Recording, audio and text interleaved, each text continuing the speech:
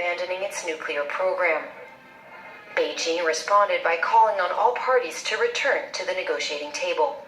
Our proposal is for all sides to refrain from actions of provocation.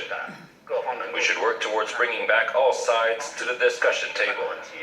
Meanwhile, North Korea's other neighbor, Russia, also called for a de-escalation of tensions. We do not accept reckless nuclear actions by Pyongyang, which violate multiple UN Security Council resolutions, but this does not mean that other nations should violate international law in the same way through the use of force.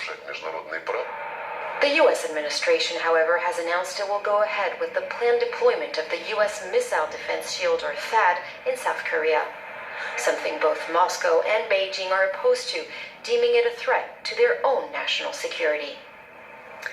Well, for more, we spoke earlier to Philip Crowther in Washington. There's one thing that remains the case in the United States almost all the time, and that doesn't change from one administration to the next. When there is a national security threat, when there is possibility of war even, there seems to be more unity in this country generally, but also politically. Democrats right now are not being all too vociferous when it comes to criticizing this administration and its stance toward North Korea, despite the fact that we are seeing some serious changes here, from a tense situation admittedly during the Obama administration to one where frankly we do not know where things will go next during this Trump administration. And that is part of the tactic used by this White House, and that is not being criticized by Democrats or indeed by most Americans right now. That tactic being the White House will not telegraph its next move. That was the expression used again by the White House earlier today, meaning that any military moves will be a surprise. And this White House also